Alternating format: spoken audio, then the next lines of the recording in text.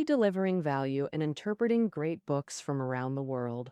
Hi, this is Sally Book Talks. Today, we're exploring the book, The Diversity Team. When hiring, the most common principle for organizations is merit-based selection. Recruiters use various methods to assess candidates' comprehensive abilities, selecting what they consider the best elites. The assumption behind this approach is that outstanding individuals automatically make an outstanding team. But in reality, many elite teams make grave errors. The CIA's acceptance rate is about 1 in 20,000, yet these elites failed to detect the 9/11 hijacking plot, not because it was particularly covert. Months before September 11th, numerous tips already pointed to suspicious individuals training at flight schools. That June, an FBI analyst warned bin Laden might send students to aviation schools, but the CIA ignored all clues, causing catastrophe. Why couldn't the CIA recognize the danger from these clues? Author Matthew Syed argues the root cause wasn't incompetence, but homogeneous staffing preventing diverse analysis. Some real-world problems involve too many factors for any individual to grasp fully. Matthew terms these complex problems, counterterrorism being one. Identifying potential terrorists requires understanding backgrounds, beliefs, values, and global politics. Most CIA members are upper-middle-class white Protestants. Unfamiliar with Middle Eastern culture, they'd never witnessed extremism's growth or destructive power. So they couldn't fathom how a cave-dwelling old man like bin Laden threatened America, thus dismissing the clues. Former CIA officials confirm Matthew's conclusion. For complex problems, Matthew says we must gather and integrate diverse perspectives to see the full picture. Thus, team diversity is absolutely crucial. Diverse teams offer richer perspectives than homogeneous ones, enabling more comprehensive analysis to effectively tackle complex problems. Matthew was a top British table tennis player who represented the UK in 2 Olympics. Later, he studied politics, philosophy, and economics at Oxford, founding a consulting firm that works with Fortune 500 companies like Shell and Amazon.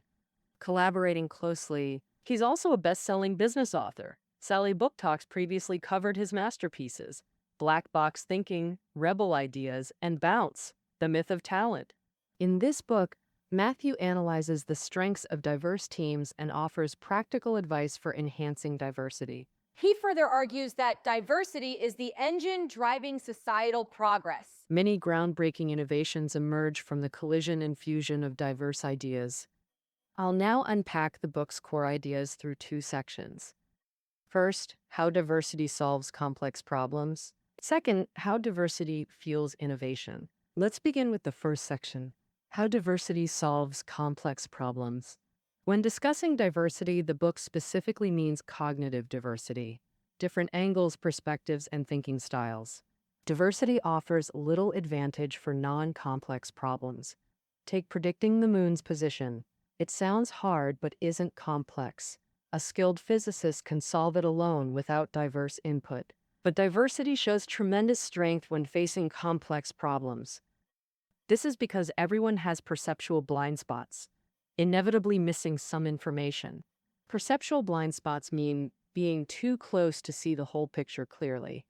Our varied upbringings and cultural backgrounds create different preferences and perspectives, making it hard to notice what our own viewpoint overlooks.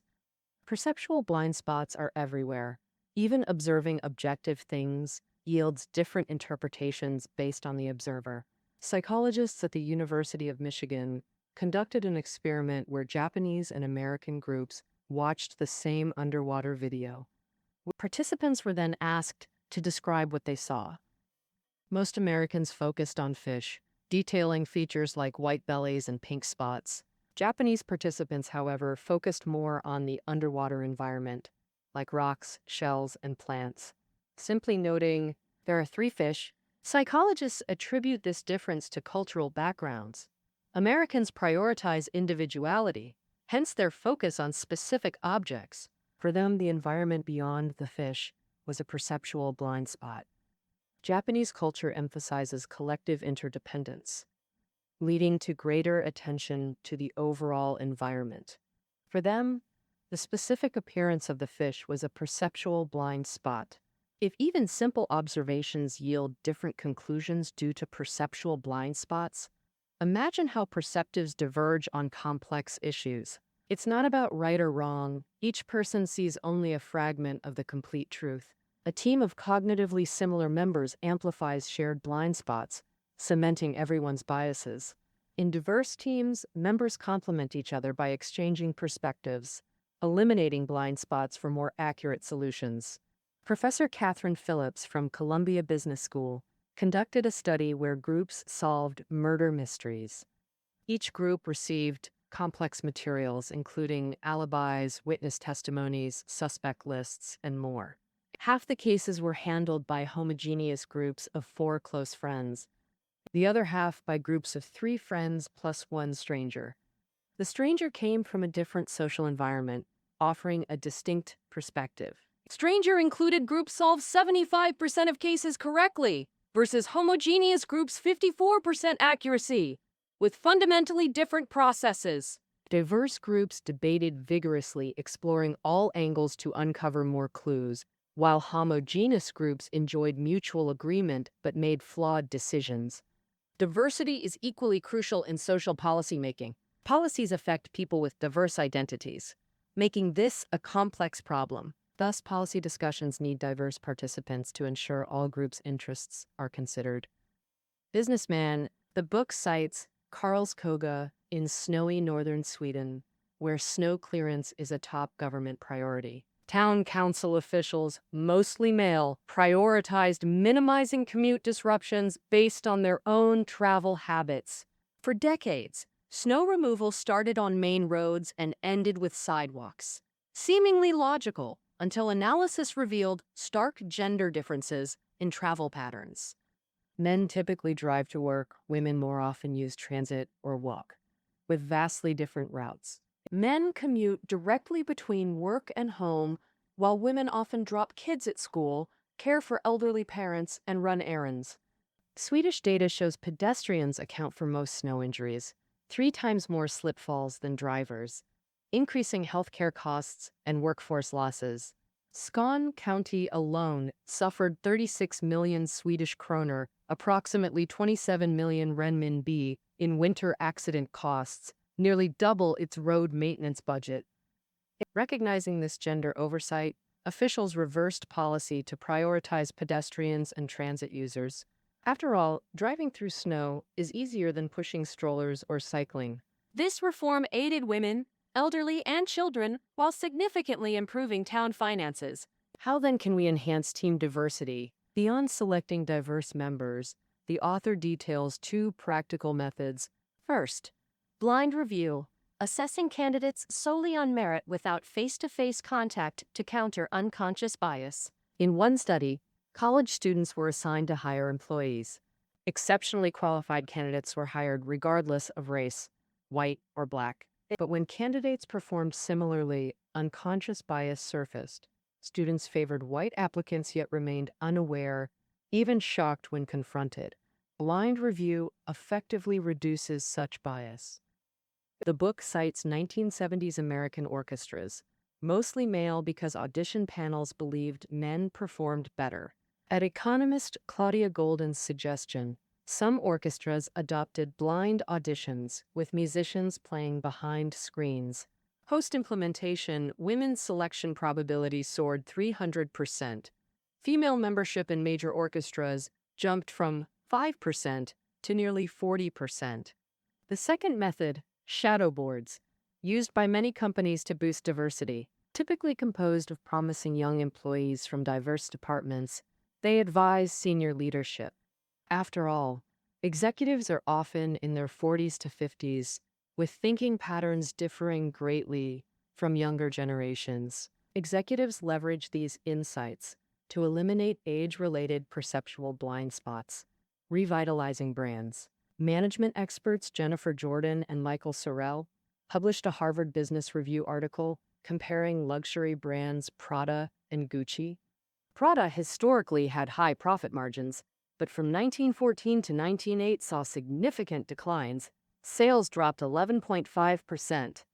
A 2018 statement admitted Prada failed to recognize digital channels' importance, while Gucci created a youth shadow board for ongoing market discussions with executives. Li Which. Gucci's sales surged 136% during 2014 to 2018, primarily driven by successful internet and digital marketing strategies. All right, so far, we've covered the importance of diverse teams and how to build them. However, the author reminds us that even after building a diverse team, it doesn't guarantee smooth operation. Many teams' problem isn't a lack of diverse views, but the inability to express them. This is often due to a dominant leader in the team. People hesitate to challenge the leader's views and only say what the leader wants to hear. These leaders are typically arrogant, self-centered, aggressive towards others, viewing differing opinions as threats to their status and using intimidation to manipulate employees. They're called dominant leaders. Under dominant leaders, diverse teams degrade into homogeneous ones. Everyone just echoes the leader's views, which significantly hurts team performance. Researchers from Rotterdam School of Management analyzed over 300 work projects and found projects led by frontline managers had higher success rates than those by senior executives. No, it's just the researchers believe this is because senior executives have more power and are more likely to become dominant leaders, hindering free expression of diverse views. In contrast, frontline managers are better at listening to and gathering different perspectives. And Moreover, according to the U.S. National Transportation Safety Board, over 30 crashes were caused by crew members' reluctance to warn the captain. Oh, how can teams express differing views? the author suggests replacing dominant leaders with prestige-based leaders. Homogeneous groups behave oppositely. They spend most time agreeing with each other, finding discussions pleasant. Without other views, they become overconfident and make flawed decisions. Or, in social policymaking, diversity is equally crucial.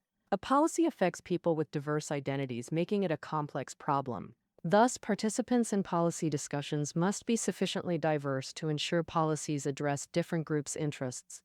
So, the book gives an example. Sweden has frequent snow, and Karlskoga is a town in northern Sweden where snow removal is a key government task. The town council officials are mostly male, and they focus on ensuring commutes aren't disrupted by heavy snow, based on their own travel habits. For decades, the town cleared main roads first and sidewalks last. Seemingly logical, until new analysis revealed stark gender differences and travel habits. Men typically drive to work. Women more often use transit or walk, with vastly different routes. Men commute directly between work and home, while women often drop kids at school, care for elderly parents, and run errands. And Swedish data shows pedestrians account for most snow injuries, 3 times more slip falls than drivers, increasing healthcare costs and workforce losses. Skåne County alone suffered 36 million Swedish kroner, approximately 27 million renminbi, in winter accident costs, nearly double its road maintenance budget.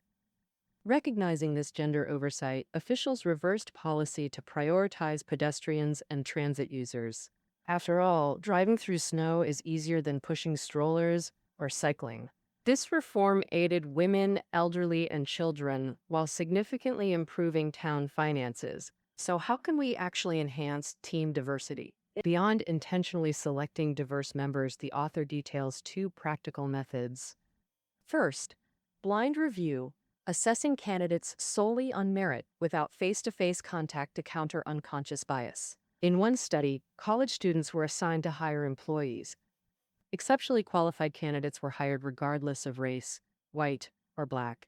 But when candidates performed similarly, unconscious bias surfaced.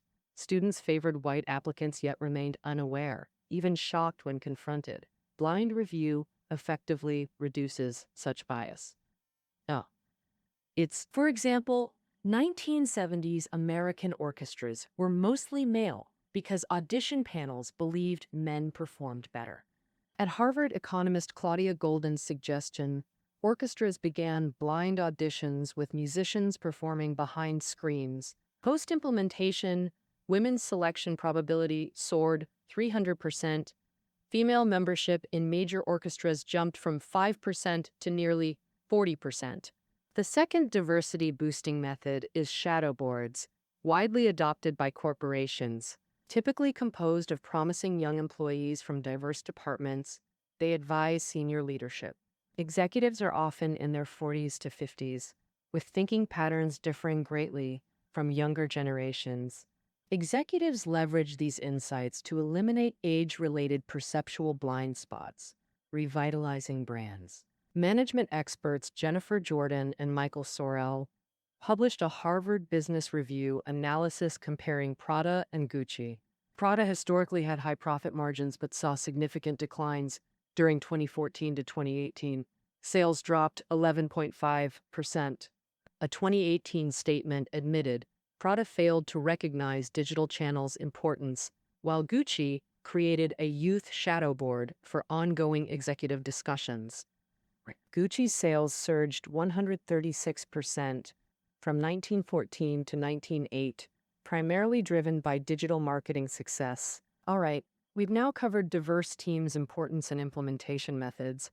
However, the author notes that building a diverse team doesn't guarantee smooth operation. Well, many teams don't lack diverse views, they fail to express them. This often stems from a dominant leader. Members fear challenging authority and only voice leader-approved opinions. These leaders are typically arrogant, self-centered, and aggressive, viewing dissent as threats while manipulating through intimidation. They're termed dominant leaders. Under dominant leaders, diverse teams degenerate into homogeneous ones. Everyone just echoes the leader's views, which significantly hurts team performance. Researchers from Rotterdam School of Management analyzed over 300 work projects and found projects led by frontline managers had higher success rates than those by senior executives. And The researchers believe this is because senior executives have more power and are more likely to become dominant leaders, hindering free expression of diverse views. in contrast, frontline managers are better at listening to and gathering different perspectives. Moreover, according to the U.S. National Transportation Safety Board, over 30 crashes were caused by crew members' reluctance to warn the captain. How can teams express differing views? The author suggests replacing dominant leaders with prestige-based leaders. Compared to dominant leaders, prestige-based leaders value cooperation more. They show respect to team members and encourage expressing differing views. If disagreeing with views, prestige-based leaders use facts and reasoning to persuade, not status or punishment to force compliance. Overall, prestige-based leaders aim to unleash each member's potential to maximize team effectiveness. Prestige-based leaders create a psychologically safe atmosphere. In this atmosphere, people can actively suggest ideas without fear of retaliation, fostering expression of diverse perspectives. Google once conducted a survey to find why some teams outperform others. The survey found psychological safety is the most crucial factor for success. Teams with higher safety generate more revenue and have lower turnover rates. Employees in these teams are twice as likely to be rated as high performers. Prestige-based leaders also use specific mechanisms to ensure expression of diverse views. The book introduces two mechanisms. The first is Amazon's silent reading. For example, someone wanting to start a taxi company assumes it must own cars. Flipping that assumption means not owning cars. Sounds crazy, but Uber operates this way, with drivers using their own vehicles. Having covered individual factors, now let's discuss the impact of environmental factors on recombinant innovation. The author believes that social networks promoting idea sharing can spark the collision of diverse thoughts, leading to major innovations. So, many people view innovation as the independent act of a few geniuses, a flash of brilliance from extraordinary minds. But the author points out that major innovations driving social progress often result from interactions between individuals and their social networks. They are the crystallization of the collision and fusion of different ideas. Evidence shows many great discoveries and inventions are often proposed by different people around the same time period. British naturalists Alfred Russel Wallace and Darwin proposed evolutionary theory almost in the same month. In 1745 and 1746, German and Dutch scientists, respectively, invented the world's earliest batteries.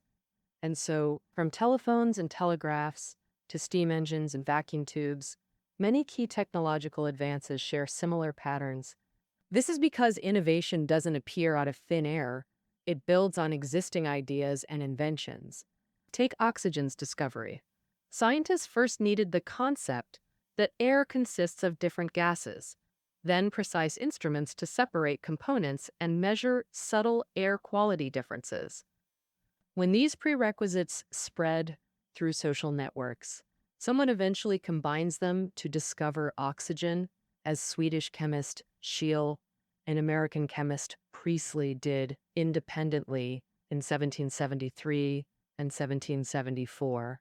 Since innovation depends on spreading diverse ideas through social networks, places with more developed networks that encourage idea sharing have a higher probability of generating innovation. The book cites Silicon Valley as an example. Before its rise, America's tech hub was Route 128 in Massachusetts, where 6 of the world's top 10 tech companies were based. these companies were large-scale, self-sufficient entities manufacturing chips and circuit boards internally. They also had strong secrecy cultures, fearing industrial espionage, and rarely communicated with other firms. Coupled with geographical isolation, like scattered islands, this imprisoned cutting-edge ideas and inventions. Within each company, ideas couldn't spread to others, stifling the fusion of diverse thoughts. Silicon Valley was the opposite, despite lacking government support and having high land labor costs, but it had an incredibly vibrant social scene. After work, employees from different companies gathered in restaurants, bars, and clubs to exchange tech ideas, share innovations, and launch ventures. I love its parable Dead Bell primary. This environment birthed remarkable innovations. In the mid-1970s, Silicon Valley had the Homebrew Computer Club for early computing enthusiasts.